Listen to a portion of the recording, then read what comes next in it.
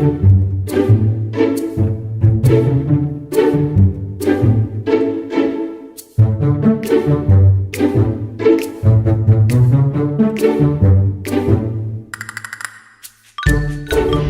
kids! How are you today?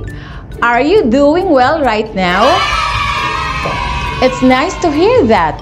Today, we will have another meaningful and exciting learning as we explore the fantastic world of English. I am Teacher Jade and I will be your English buddy for today's episode. Are you all excited? Great! Let's learn and have fun!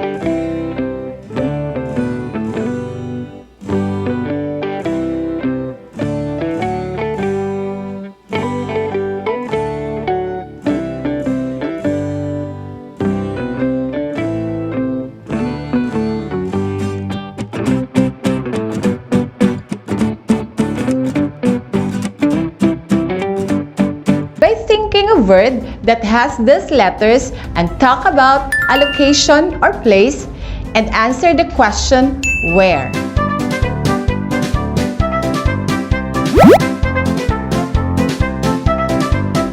Are you familiar with this word? Great! How about the next one?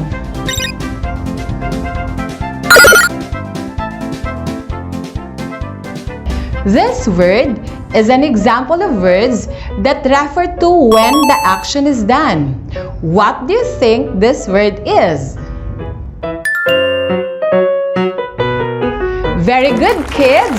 The word is tomorrow. Now, we only have one bottom left. We need to guess this last word so that we can find the hidden treasure. Are you excited, kids? Let's do it! Oh, it's a bit challenging, right, kids? What do you think is this word? This word, an example of words that tell how something happens. What could this be? Great job, kids! You guessed all the three words. And now, we can see what's inside the treasure chests.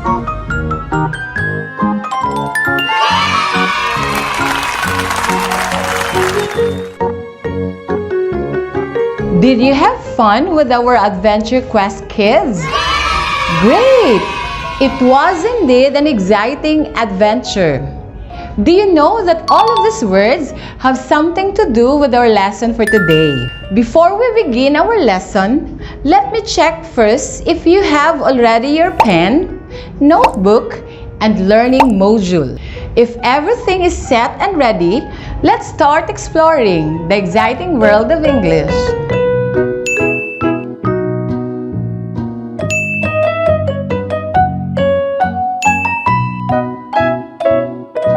Welcome to English 4, Module 1 for the third quarter.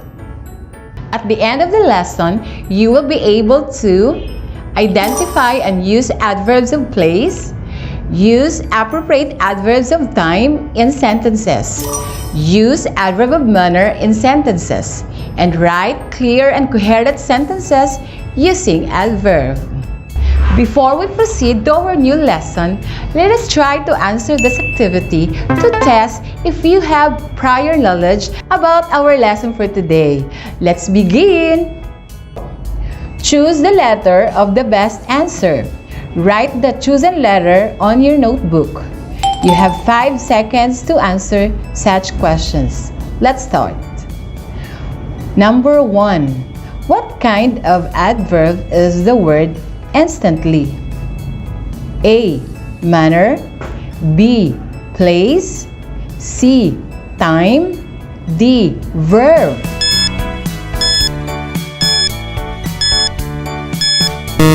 Time is up. What's your answer? Correct. The answer is letter A. Manner. Good job, kids.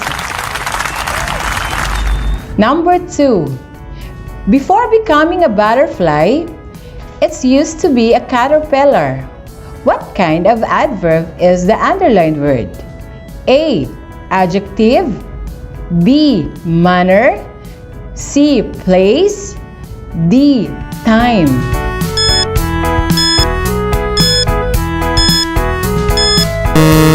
The correct answer is D. Time. Did you get it right? Wow! You're doing great! Number 3. They enjoyed making sand castles. What adverb of place will you use? A. Everywhere. B. At the park. C. In the library. D. On the seashore.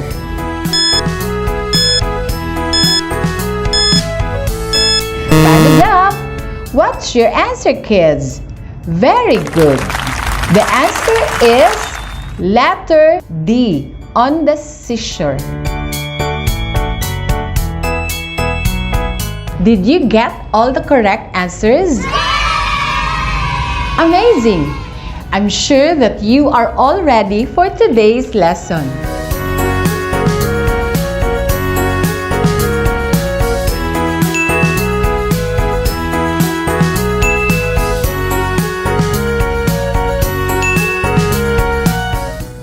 Today, we are going to learn about adverbs.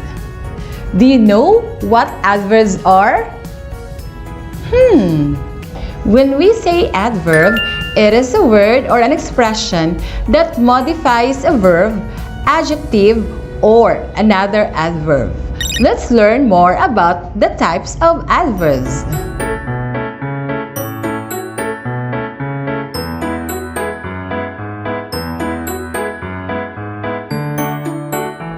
Let's read and analyze the sentences.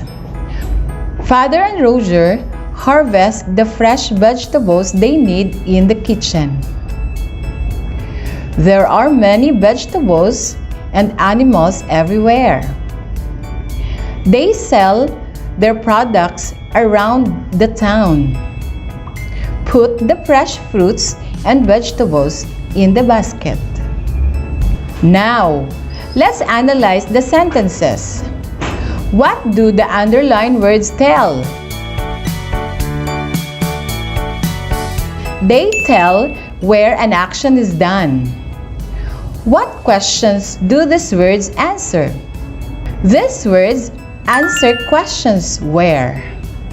Adverbs of place. Always talks about the location where the action happens. A word that answers the question where. Here are some examples of adverbs of place. There, inside, away, forward, here, upward, everywhere, around, behind. Examples. Some girls are skating inside the skating ring. Others are riding their bikes around the park. Did you understand what is adverb of place and how it is used in the sentence? I'm sure you did. Now, let's answer this activity. Encircle the correct adverb of place in the parentheses. Do this on your notebook. You have 30 seconds to answer the questions. Your timer starts now.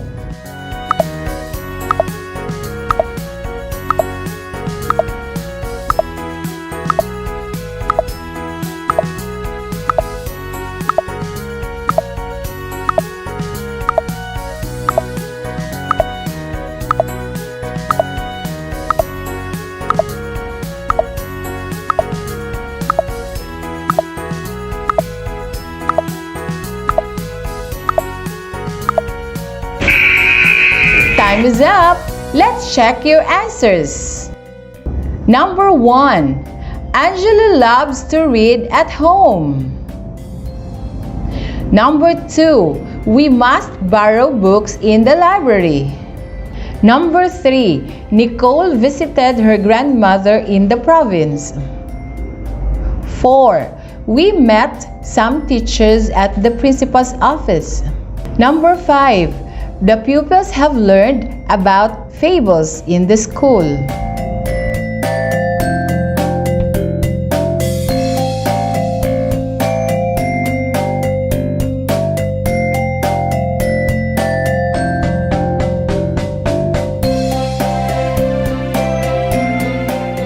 Did you enjoy your activity, kids? Great! Now that you have understand adverb of place, let's learn about adverb of time. But before that, let's read the story and answer the questions that follow. A Fun Family Day by Maria Teresita B. Concha. Last Tuesday, the Castillo family from Davao City decided to visit Tagum City. They started very early in the morning.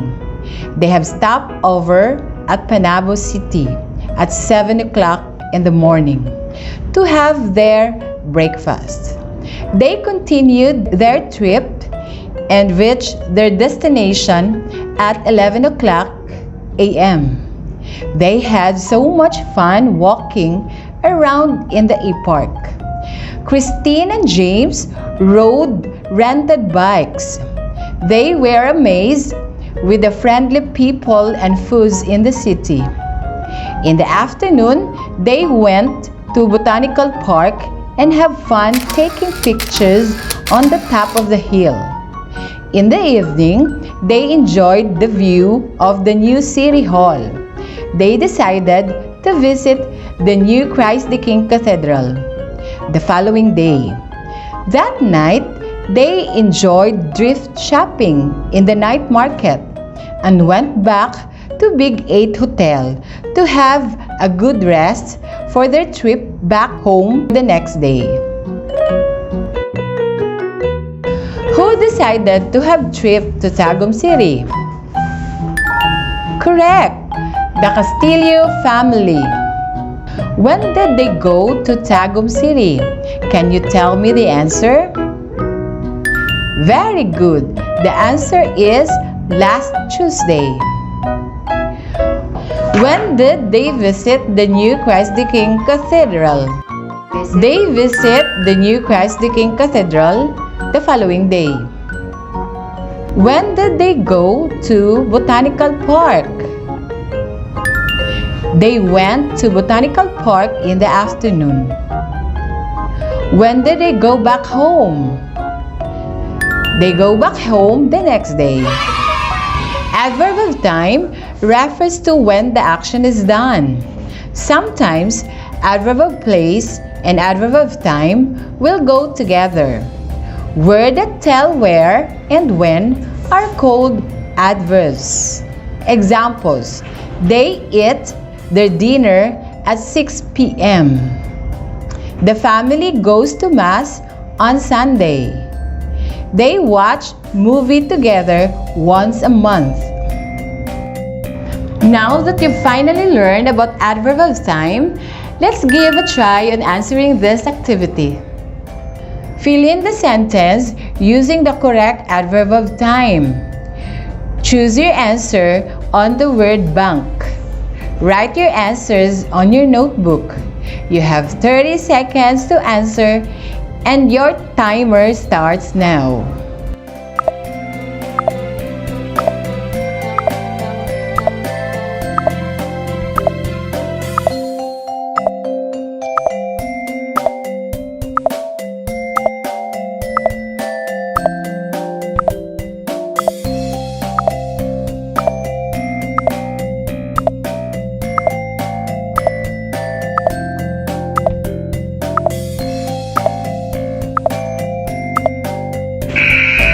Time is up! Let's check if you got all the correct answers. Were you able to identify the correct adverb of time in each sentence? That's great! Keep it up, kids!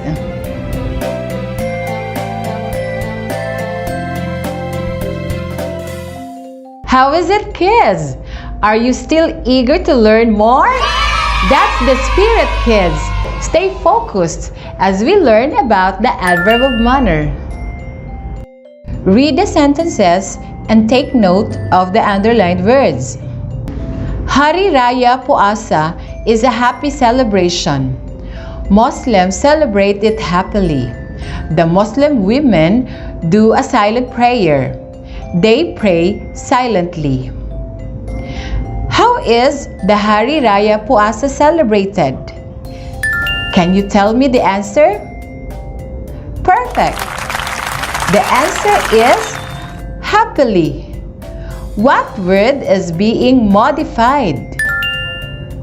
Correct. The answer is celebrate. How do the people pray in the mosques? Brilliant. The correct answer is silently. Adverbs of manner tell how something happens. They answered the question how. Most adverbs of manner are formed by adding ly from adjectives. Examples: happy, happily, silent, silently, easy, easily, slow, slowly. Now that you finally learned about adverb of manner, let us test if you have understood well our discussion. Choose the correct adverb of manner to fill in the gaps. Write it on your notebook. You will be given 30 seconds to answer the questions. Are you ready? Great! Your timer starts now.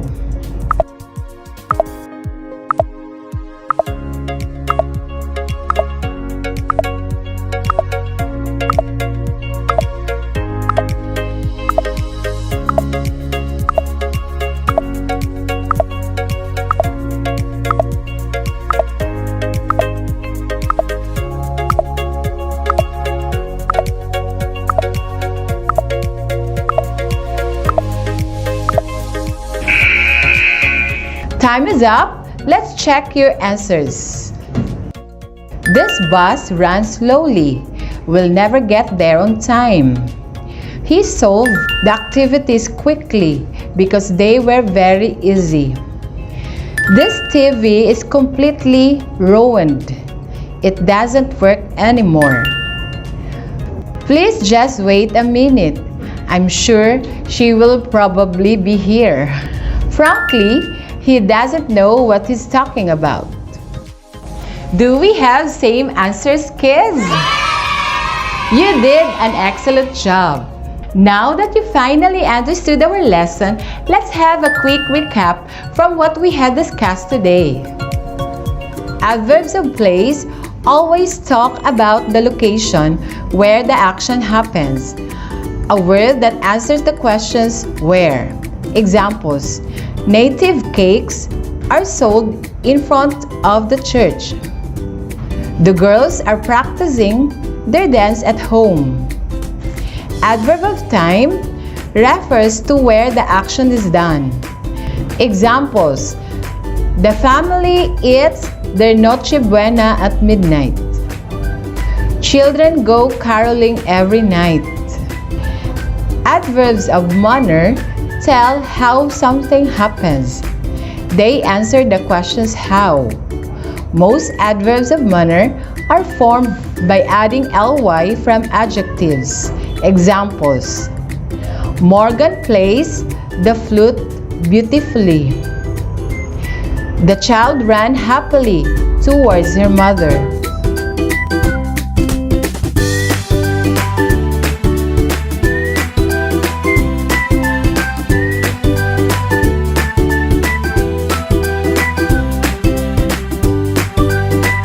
Congratulations, kids! We are almost done with our lesson. Now, let us assess your knowledge by answering this activity. Here's the direction. Identify the adverbs in the box. Write them according to their use in the column. You have 30 seconds to answer this activity. Write your answer on your notebook.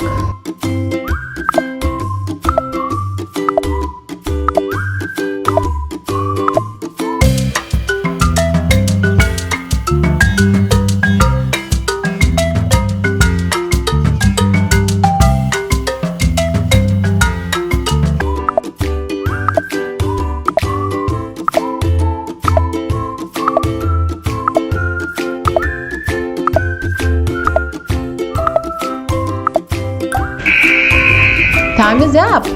Let's check your answers. Did you get all the correct answers? Good job, kids!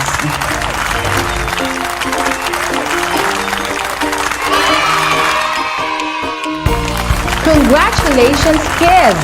You did an excellent job. You listened attentively and you answered all the activities with all your best. I hope you have learned something from today's lesson. Once again, I am Teacher Joy Jade, your English buddy for today's episode. Take this quote from Christian D. Larson: believe in yourself and all that you are. Know that there is something inside you that is greater than any obstacle. Have a great day, kids! Keep safe. Thank you and goodbye.